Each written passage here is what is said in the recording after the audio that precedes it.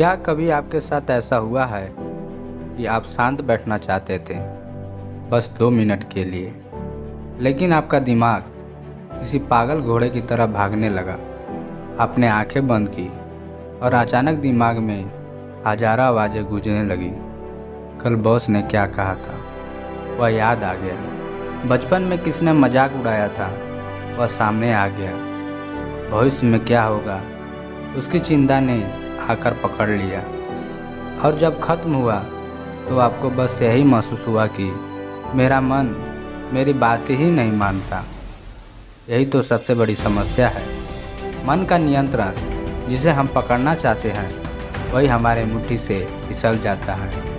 बुद्ध के समय भी यही समस्या लोगों की थी। एक युवक था आनंद कुमार। उसके पास सब कुछ था, अच्छा घर, परिवार, साधन, लेकिन उसका मन एक पल भी शांत नहीं रहता था। कभी वह क्रोध से भर जाता, कभी इच्छाओं से, कभी भय से। रात को सोने जाता तो नींद नहीं आती, दिन में काम करता तो बेचैनी बनी रहती। उसे लगता शायद मैं ही पागल हूँ, बाकी लोग इतने सामान्य कैसे रहते हैं। लेकिन सच यह था कि यह समस्या केवल उसकी नहीं थी, यह हम सबकी है। इसी बेचैनी से तंग आकर वह बुद्ध के पास पहुंचा। वह बुद्ध के चरणों में बैठ गया और बोला, भगवान, मेरा मन मेरी नहीं सुनता, मैं चाहकर भी ध्यान नहीं कर पाता। मैं शांत होना चाहता हूँ पर भीतर हजारों विचारों का तूफान उठता है, मैं क्या करूँ। बुद्ध मुस्कुराए। उन्होंने कहा, तुम अकेले नहीं हो, हर इंसान का मन ऐसा ही है। मन का स्वभाव ही है भटकना। जैसे हवा को बांध नहीं सकते, वैसे ही मन को बल से बांधा नहीं जा सकता। आनंद कुमार ने कहा, तो क्या मन को नियंत्रण करना असंभव है? बुद्ध ने कहा, नहीं, असंभव कुछ नहीं, बस तुम्हें सही उपाय जानना होगा। पहला उपाय, सांस पर ध्यान। बुद्ध ने उसे समझाया, सबसे पहला और सबसे आसान उपाय है अपनी सांसों पर ध्यान दो। तुम्हारी सांस हर समय तुम्हारे साथ है। जब तुम दुखी हो तो सांस भारी हो जाती है, जब तुम खुश हो तो सांस हल्की हो जाती है, जब तुम गुस्से में हो तो सांस तेज हो जाती है। लेकिन अधिकतर लोग सांस पर ध्यान नहीं देते। मन को पकड़ने का सबसे अच्छा रास्ता है सांस को देखना। बुद्ध ने उसे पास बिठाया और कहा, अब अपनी आंखें बंद करो, कुछ मत करो, बस सांस को देखो। जब सांस भीतर जा रही है देखो, जब सांस बाहर आ रही है देखो। न उसे तेज करने की कोशिश करो न धीमा, बस जैसी है वैसे देखो। आनंद कुमार ने कोशिश की। पहले तो वह सांस देखता रहा, लेकिन एक ही मिनट में उसका मन भटक गया। कल खेत में काम करना है, भाई ने गाली क्यों दी, भविष्य में शादी कैसी होगी। वह हताश हो गया। उसने कहा, भगवान, यह तो और कठिन है, सांस पर ध्यान टिकता ही नहीं। बुद्ध मुस्कुराए और बोले, जब भी मन भटके बस धीरे से वापस सांस पर ले आओ। मत लड़ो, मन को ज़बरदस्ती पकड़ने की कोशिश मत करो। सिर्फ इतना करो कि जैसे ही होश आए, अरे मैं तो भटक गया, तुरंत सांस पर लौट आओ। यह अभ्यास है। बार बार भटकोगे लेकिन हर बार लौट आना ही अभ्यास है। जैसे बच्चा चलना सीखते समय गिरता है फिर उठता है, वैसे ही। आनंद कुमार ने अभ्यास जारी रखा। शुरुआत में हर 10 सेकंड में मन भटक जाता, लेकिन हर बार वह लौट आता। धीरे धीरे उसे महसूस हुआ कि सांस बहुत सूक्ष्म है और उसमें शांति है। कुछ समय बाद उसने महसूस किया कि जब वह सांस पर ध्यान देता है तो मन की आवाज़ें थोड़ी धीमी हो जाती हैं। जैसे किसी भीड़ भरे बाजार में अचानक कोई एक मधुर ध्वनि सुनाई दे और बाकी शोर फीका पड़ जाए। कुछ ही दिनों में आनंद कुमार के भीतर बदलाव आने लगा। जहाँ पहले वह बिना कारण चिड़चिड़ा रहता था, अब थोड़ी स्थिरता आने लगी। जब कोई उसे बुरा बोलता तो तुरंत प्रतिक्रिया नहीं देता, पहले सांस लेता। जब भविष्य की चिंता सताती तो वह गहरी सांस लेकर खुद को वर्तमान में लाता। बुद्ध ने कहा, यही पहला उपाय है। सांसों को देखो। सांस तुम्हें वर्तमान में लाती है। सांस तुम्हें स्थिर करती है। सांस तुम्हें याद दिलाती है कि मन तुम्हारा सेवक है, मालिक नहीं। बुद्ध ने आगे समझाया, तुम खेत जोतते हो ना? जब बैल इधर उधर भागने लगते हैं तो हल बिगड़ जाता है, लेकिन जब बैल को हल्की रस्सी से भी बांध देते हो तो वह रास्ते पर चलता है। सांस वही रस्सी है, मन बैल है। अगर सांस पर ध्यान रहेगा तो मन रास्ते पर रहेगा। सोचो, जब आप मोबाइल में फंसे रहते हो, नोटिफिकेशन की बाढ़ आती है तो आपका ध्यान बिखर जाता है, लेकिन जब आप एक एक करके नोटिफिकेशन पढ़ते हो और बाकी बंद कर देते हो तो दिमाग शांत हो जाता है। सांस वही है, नोटिफिकेशन ऑफ बटन। जैसे ही आप सांस पर ध्यान लाते हो, बाकी शोर अपने आप धीमा हो जाता है। आनंद कुमार अब थोड़ा संतुलित हो गया था, लेकिन उसका सफ़र अभी शुरू ही हुआ था। सिर्फ सांस पर ध्यान से मन पूरी तरह वश में नहीं आता, यह तो नींव है। बुद्ध मुस्कुराए और बोले, आगे और गहरे उपाय हैं। पहला उपाय तुम्हें वर्तमान में लाता है, लेकिन अभी भी तुम्हें अपने विचारों से निपटना सीखना होगा। एक दिन वह फिर बुद्ध के पास आया। उसने कहा, भगवान, मैं आपकी बताई साधना करता हूँ, लेकिन जैसे ही सांस पर ध्यान देता हूँ, विचार और तेज दौड़ने लगते हैं। कभी पुराने दुख याद आते हैं, कभी भविष्य की चिंता सताती है, कभी गुस्सा, कभी इच्छाएं। मैं उन्हें रोकने की कोशिश करता हूँ, पर जितना रोकता हूँ उतना ही वह मुझे खींच लेते हैं। मेरा मन तो जैसे एक पागल बंदर हो गया है। बुद्ध ने मुस्कुराते हुए कहा, तुमने सही उपमा दी। मन वास्तव में बंदर मन है। जैसे बंदर एक डाल से दूसरे डाल पर कूदता रहता है, वैसे ही मन एक विचार से दूसरे विचार पर छलांग लगाता है। समस्या यह नहीं है कि विचार आते हैं, समस्या यह है कि तुम उनसे लड़ते हो, और जब तुम उनसे लड़ते हो तो वे और ताकतवर हो जाते हैं। दूसरा उपाय, विचारों को पहचानो, दबाओ मत। बुद्ध ने आगे कहा, मन को जीतने का दूसरा उपाय है अपने विचारों को पहचानना, लेकिन उन्हें दबाने की कोशिश न करना। जैसे आकाश में बादल आते हैं, क्या तुम उन्हें रोक सकते हो? नहीं ना, लेकिन तुम उन्हें आते जाते देख सकते हो।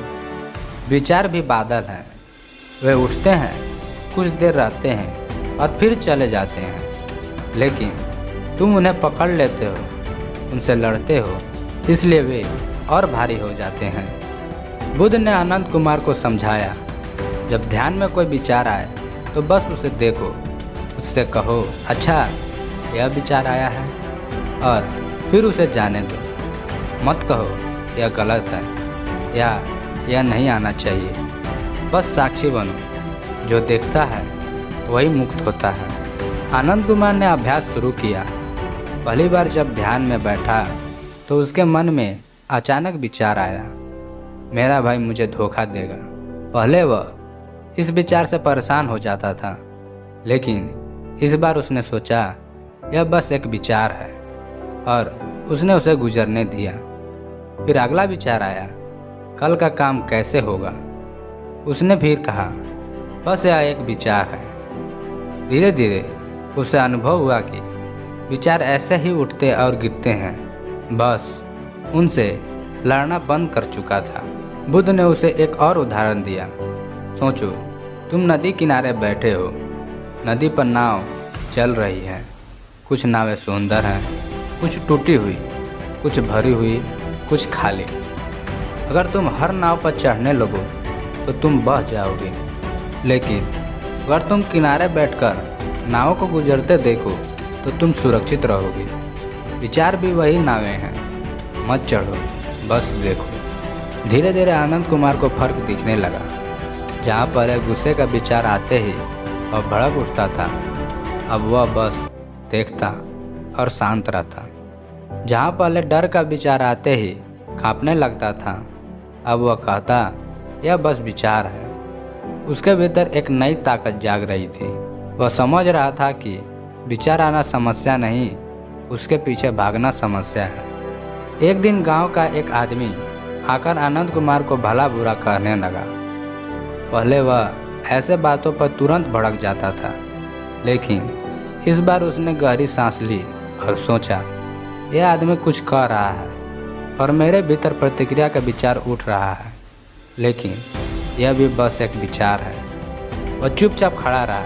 वह आदमी थोड़ी देर चिल्लाया और फिर चला गया। आनंद कुमार ने अनुभव किया, अगर मैं विचारों को पहचान लूँ और उन्हें दबाऊं नहीं तो वह खुद कमज़ोर पड़ जाते हैं। बुद्ध ने कहा, आनंद, याद रखो, विचार से लड़ो मत, उन्हें दबाओ मत, सिर्फ पहचानो और देखो। जैसे कोई यात्री रास्ते से गुजरता है, वैसे ही विचार आते जाते हैं। तुम राहगीर नहीं हो, तुम राह हो। जब यह समझ आ जाती है तब मन पर धीरे धीरे नियंत्रण होने लगता है। आज की व्यस्त जिंदगी में भी यही उपाय काम आता है। जब आप चिंतित होते हैं तो दिमाग कहता है, क्या होगा, सब बिगड़ जाएगा। अगर आप उससे लड़ते हैं तो और तेज हो जाता है। लेकिन आप बस देख लो, हाँ, यह चिंता का विचार है, तो वह धीरे धीरे कमज़ोर हो जाता है। इसी को मॉडर्न साइकोलॉजी में भी कहा गया है, डोंट सप्रेस, जस्ट ऑब्जर्व। अब आनंद कुमार 2 उपाय सीख चुका था, सांस पर ध्यान, विचारों को पहचानो, दबाओ मत। लेकिन अभी यात्रा बाकी थी, क्योंकि कभी कभी विचार से विचार नहीं होते, वे भावनाएं बन जाते हैं।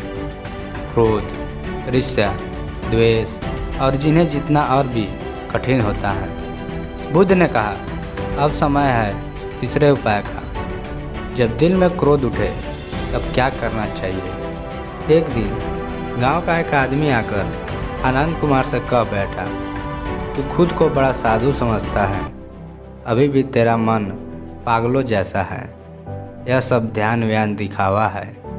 उसकी बात सुनकर आनंद कुमार का रक्त उबाल मारने लगा। उसने मन ही मन सोचा, इसको अभी जवाब देना चाहिए, कैसे हिम्मत हुई मुझे नीचा दिखाने की। वो खुद को रोक नहीं पाया। उसे हमें कुछ कठोर शब्द कह दिए और जैसे ही कहा उसे तुरंत पछतावा हुआ। सांस पर ध्यान भी भूल गया, विचारों को पहचानने की कला भी। क्रोध ने सब कुछ डुबा दिया। वह निराश होकर बुद्ध के पास पहुंचा। आनंद कुमार ने कहा, भगवान, मैं असफल हो गया। मैंने सांसों पर ध्यान सीखा, विचारों को पहचानना भी सीखा, पर जब क्रोध आया तो सब मिट गया। मन आग की तरह जल उठा, मैं क्या करूं? बुद्ध शांत स्वर में बोले, आनंद, विचारों को पहचानने से तुमने पहला कदम बढ़ाया, लेकिन अब तुम्हें अगला उपाय सीखना होगा। मन को जीतने का तीसरा उपाय, करुणा और मैत्री भाव। बुद्ध ने कहा, क्रोध वह आग है जो पहले हमें जलाती है और फिर दूसरों को। अगर मन को सचमुच जीतना है तो क्रोध का उत्तर क्रोध से नहीं देना है। क्रोध का उत्तर केवल करुणा से दिया जा सकता है। जिस क्षण तुम करुणा से भर जाते हो, उसी क्षण मन शांत होता है, क्योंकि करुणा का अर्थ है दूसरों को समझना। एक बार एक व्यक्ति मेरे पास आया। वह गालियाँ देने लगा, अपशब्द कहने लगा। मैं चुपचाप सुनता रहा। घंटों बाद जब थक गया तो मैंने पूछा, भाई, अगर तुम किसी को बाहर दो और वह उसे ना ले तो वह उपहार किसके पास रहता है? उसने कहा, जिसने दिया है उसके पास। मैंने कहा, तो तुम्हारी गालियाँ भी मैं स्वीकार नहीं करता, ये तुम्हारे पास ही रहेगी। उस क्षण का उसका क्रोध टूट गया, क्योंकि मैंने करुणा से उत्तर दिया, प्रतिक्रिया से नहीं। बुद्ध ने आनंद कुमार को अभ्यास कराया, और सुबह बैठो और अपने मन में यह भाव लाओ, सभी प्राणी सुखी हैं, सभी प्राणी स्वस्थ हैं, सभी प्राणी शांत हैं। पहले अपने लिए यह कामना करो, फिर अपने परिवार के लिए, फिर अपने मित्र के लिए, फिर उन लोगों के लिए जिन्हें तुम पसंद नहीं करते, और अंत में पूरे संसार के लिए। इसे कहते हैं मैत्री भाव ध्यान। जब यह ध्यान गहरा होता है तो भीतर की नफरत और क्रोध पिघल जाते हैं। शुरुआत में उसे अजीब लगा, जो लोग मुझे गालियाँ देते हैं उनके लिए मैं कैसे कामना करूं कि वे सुखी हो। लेकिन बुद्ध ने कहा, यही तो साधना है। अगर आसान होता तो सब कर लेते। मन को जितना कठिन है लेकिन असंभव नहीं। अनंत कुमार ने अभ्यास शुरू किया। हर दिन वह मन ही मन दोहराता, सभी प्राणी सुखी हो, सभी प्राणी स्वस्थ हो। धीरे धीरे उसे अनुभव हुआ कि उसका दिल हल्का हो रहा है। जहाँ पहले वह लोगों की गलतियों को पकड़कर बैठ जाता था, अब वह उन्हें क्षमा करने लगा। जहाँ पहले गुस्सा तुरंत फूट पड़ता था, अब उसमें धैर्य आने लगा। एक बार गांव का वही व्यक्ति फिर आ गया जिसने उसे पहले अपमानित किया था। इस बार उसने फिर कठोर शब्द कहे, लेकिन इस बार आनंद कुमार ने गहरी सांस ली और मन ही मन कहा, यह व्यक्ति दुखी है। दुखी इंसान ही दूसरों को दुख देता है। मैं इसके लिए शुभकामना करता हूँ, सुखी हो, शांत हो। जैसे यह भाव उसके भीतर उठा, उसका गुस्सा पिघल गया। उसकी आंखों में करुणा झलकने लगी। वह व्यक्ति यह देखकर चौंक गया। उसे उम्मीद थी कि सामने वाला फिर भड़क उठेगा, लेकिन सामने को शांति थी। धीरे धीरे उसका स्वर भी नरम पड़ गया और वह बिना झगड़े के चला गया। बुद्ध ने कहा, क्रोध आग है। अगर तुम आग पर और आग डालोगे तो वह और भी भड़केगा, लेकिन अगर तुम करुणा का पानी डालोगे तो वह बुझ जाएगा। याद रखो, आग से आग नहीं बुझती, करुणा से बुझती है। आज की दुनिया में भी यही समस्या है।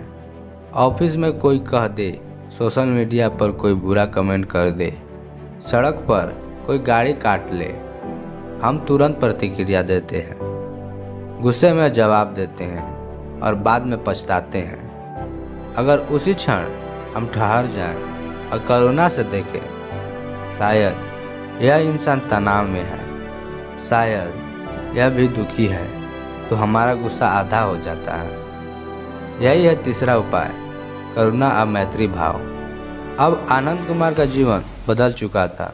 वह सिर्फ सांस पर ध्यान करने वाला साधक नहीं था, न सिर्फ विचारों को पहचानने वाला। अब उसके भीतर करुणा का प्रकाश था। लोग उसके पास आते और महसूस करते कि यह युवक पहले जैसा नहीं रहा। उसके शब्दों में मिठास थी, उसकी आंखों में शांति। बुद्ध ने कहा, आनंद, पहला उपाय तुम्हें वर्तमान में लाता है, दूसरा उपाय तुम्हें विचारों से मुक्त करता है, तीसरा उपाय तुम्हें भावनाओं, विशेषकर क्रोध से मुक्त करता है। लेकिन यात्रा अभी बाकी है, क्योंकि मन को पूरी तरह जीतने के लिए दो अंतिम उपाय जानना जरूरी है, अनित्य का चिंतन और समता। ये दोनों उपाय तुम्हें न सिर्फ शांत करेंगे बल्कि जीवन का रहस्य भी खोलेंगे। एक समय आनंद कुमार ने पूछा, भगवान, अब भी कभी कभी मेरे भीतर भय उठता है। मुझे डर लगता है कि अगर कल मेरा परिवार छूट गया तो, अगर धन न रहा तो, अगर लोग मुझे छोड़ देंगे तो। इस भय में मन कांप उठता है। क्या करुणा भी इन भय को मिटा सकती है? बुद्ध ने गहरी सांस ली और बोले, आनंद, यह भय इसलिए है कि क्योंकि तुम चीज़ों को अस्थायी मानते हो। जब तक तुम समझोगे कि सब कुछ अस्थायी है, तब तक मन डरता रहेगा। अब समय है चौथा उपाय, अनित्य का चिंतन। बुद्ध ने कहा, दुनिया की हर वस्तु बदलती है। कोई भी संबंध, कोई भी वस्तु, कोई भी परिस्थिति अस्थायी नहीं है। सूरज रोज उगता है और ढलता है, ऋतुएं आती हैं और चली जाती हैं, शरीर जवान होता है बूढ़ा होता है और एक दिन मिट जाता है, लेकिन मन यह मान बैठता है कि यह हमेशा रहेगा। और जब बदलाव आता है तो मन चौंक जाता है, डर जाता है। मन को जीतने का चौथा उपाय है हर क्षण याद रखना कि सब अनित्य है। जब यह समझ गहरी हो जाती है तो भय मिट जाता है। बुद्ध ने उसे अभ्यास कराया। हर दिन अपने आसपास देखो, पेड़ों की पत्तियां झड़ रही है, यह अनित्य है। जल में लहर उठती है और मिट जाती है, यह अनित्य है। तुम्हारे विचार आते हैं और जाते हैं, यह अनित्य है। शरीर हर पल बूढ़ा हो रहा है, यह अनित्य है। जब तुम गहराई से देखोगे तो समझ जाओगे कि पकड़ने लायक कुछ भी नहीं है। तब मन का भय स्वतः मिट जाएगा। कुछ समय बाद आनंद कुमार के गांव में एक घटना हुई। उसका बचपन का मित्र अचानक बीमार पकड़कर चल बसा। गांव में शोक छा गया। पहले अगर ऐसा होता तो आनंद कुमार टूट जाता, लेकिन इस बार उसने बुद्ध की बात याद की। सब अनित्य है। जैसे फूल खिला और मुरझा गया, वैसे ही जीवन है। उसने मित्र के परिवार को सांत्वना दी और कहा, यह दुख अनंत नहीं है। जैसे दिन के बाद रात और रात के बाद दिन आता है, वैसे ही हर दुख बदलता है। लोगों ने देखा वह युवक जो कभी खुद रोता था, आज दूसरों को संभाल रहा है। पांचवा और अंतिम उपाय, समता। बुद्ध ने कहा, आनंद, अब अंतिम उपाय सीखो। जीवन में सुख भी आएगा, दुख भी, लाभ भी आएगा, हानि भी, मान सम्मान भी मिलेगा, अपमान भी। अगर तुम इन सब में भाग गए तो मन कभी स्थिर नहीं होगा। समता का अर्थ है सुख दुख, लाभ हानि, मान अपमान में समान बने रहना। जैसे पहाड़ पर आंधी आती है पर पहाड़ हिलता नहीं, वैसे ही समता वाला मन किसी भी परिस्थिति में अड़िग रहता है। बुद्ध ने कहा, हर स्थिति में खुद से पूछो, क्या यह हमेशा रहेगा? अगर सुख है तो समझो यह भी अनित्य है। अगर दुख है तो समझो यह भी अनित्य है। जब तुम्हारा मन हर हाल में स्थिर रहेगा तब तुम मुक्त हो जाओगे। कुछ दिनों बाद गांव में सभा हुई। कई लोग आनंद कुमार की प्रशंसा करने लगे। यह युवक बहुत शांत और बुद्धिमान है। पहले ऐसा सुनकर वह गर्व से भर जाता था, लेकिन इस बार उसने सोचा, यह भी अनित्य है। आज लोग प्रशंसा कर रहे हैं, कल आलोचना करेंगे। मुझे स्थिर रहना है। कुछ समय बाद सचमुच एक व्यक्ति उठा और बोला, नहीं, यह सब दिखावा है। यह अभी भी साधारण आदमी है। पहले आनंद कुमार अपमान पर जल जाता था, लेकिन इस बार वह मुस्कुराया और बोला, आप सही कह रहे हैं। मैं अभी भी साधारण हूँ, लेकिन मैं अभ्यास कर रहा हूँ। सभा में शांति छा गई। लोगों ने अनुभव किया कि यह युवक सचमुच बदल चुका है। बुद्ध ने कहा, समता वाला मन सागर जैसा होता है। नदी से गंदा पानी भी गिरे तो सागर गंदा नहीं होता। मीठा पानी भी गिरे तो सागर मीठा नहीं होता। सागर वही रहता है, गहरा, स्थिर, शांत। तुम्हारा मन भी वैसा ही हो सकता है। जब तुम समता सीख जाते हो तब कोई भी परिस्थिति तुम्हें हिला नहीं सकती। अब पांचों उपाय उसके जीवन का हिस्सा बन चुके थे। पहला, सांस पर ध्यान, वर्तमान में रहना। दूसरा, विचारों को पहचानो, दबाओ मत, साक्षी बनना। तीसरा, करुणा और मैत्री भाव, क्रोध को जीतना। चौथा, अनित्य का चिंतन, भय को मिटाना। पांचवा, समता, हर परिस्थिति में स्थिर रहना। गांव वाले अब उसे देखने आते और कहते, तुम वही युवक हो जो पहले हर बात पर भड़क उठता था, जो चिंताओं से घिरा रहता था। अब तो तुम में बुद्ध जैसा तेज दिखता है। बुद्ध ने कहा, आनंद, जिसने अपने मन को जीत लिया उसने संसार जीत लिया, क्योंकि बाहर की दुनिया तुम्हारी मुट्ठी में कभी नहीं आएगी, लेकिन अगर भीतर का मन शांत है तो पूरी दुनिया शांत लगती है। आज भी हमारी समस्या वही है, हमारा मन। हम बाहर की परिस्थितियों को बदलने की कोशिश करते हैं। लोग बदल जाए, काम बदल जाएगा, हालात बदल जाए, लेकिन सच यह है कि असली बदलाव तभी आता है जब हम अपने मन को बदलते हैं। बुद्ध के 5 उपाय आज भी उतने ही प्रासंगिक हैं। जब तनाव हो तो सांस पर ध्यान, जब विचार सताए तो उन्हें पहचानो, दबाओ मत। जब क्रोध उठे तो करुणा और मैत्री भाव, जब भय हो तो अनित्य का चिंतन, और जब सुख दुख में डगमगाओ तो समता। आनंद कुमार अब एक साधारण युवक से असाधारण बन चुका था। उसके चेहरे पर शांति, आंखों में करुणा और जीवन में संतुलन था। लोगों ने कहा, यह युवक हमारे लिए उदाहरण है। इसने दिखा दिया कि असंभव कुछ नहीं। अगर मन को जीता जाए तो जीवन स्वर्ग बन जाता है। और बुद्ध मुस्कुराए क्योंकि यही उनका संदेश था। अगर यह बुद्ध की कहानी आपको पसंद आए तो चैनल को सब्सक्राइब करें और इनमें बताए गए सभी उपायों को अपने जीवन में उतारें और बड़ा बने। धन्यवाद।